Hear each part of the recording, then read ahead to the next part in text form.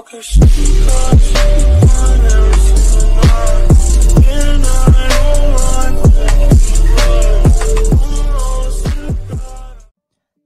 assalomu alaykum do'stlar. Demak, biz bugungi videomizda Windows X programmasida ekranni hech qanday programmalarsiz zapis qilishni o'rganamiz.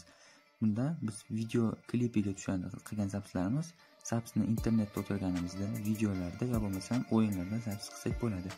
Demak, birinchi proba videodan boshlaymiz. Proba kino yoki videoga kirganimizdan so'ng Win G knopkasini bosamiz. Bu klaviaturada belgilab o'tilgan. Mana bu klaviaturada Win hamda G knopkalarini bosganimizdan so'ng zapis qilish boshlanadi. Zapis boshlangandan so'ng biroz kutishimiz kerak bo'ladi. Tepada chunki nastroyga chiqadi. Mana Win G nastroyga chiqqan ekan, bu zapis qiladi. Bu ekranni, polni ekranni zapis qilgandan so'ng bu ekranni zapis qiladi, screenshot qiladi hamda bu Xbox'larga hamda bu yerda nastroyga qilib olishimiz mumkin. Pastda esa mikrofon bilan birgalikda zapisni ko'radi. Ya'ni gapirib, bu o'yinlar juda foydali bo'ladi.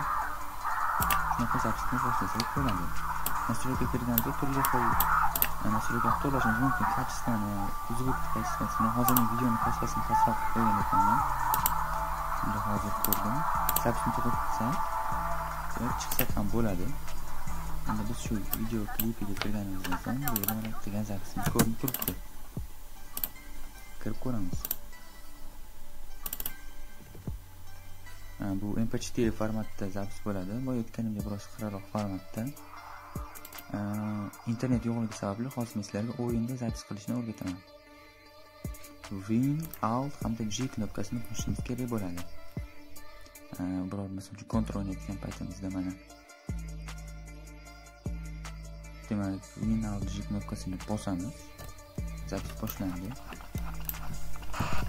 Bemalol hattoki mikrofonni yoqib qo'yib bo'layotganingizdek qilishingiz mumkin. Xbox'da esa shu to'rtburchak knopkasini bosamiz.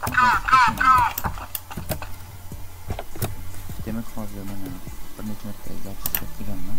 Tasini ko'rasiz uchun. Bu birinchi qilgan zapisim. Win Alt G knopkasini bosamiz. Aytganda bosdik va zapis qo'yamiz. Demak, azizlar, video yoqqan bo'lsa like bosishingiz mumkin.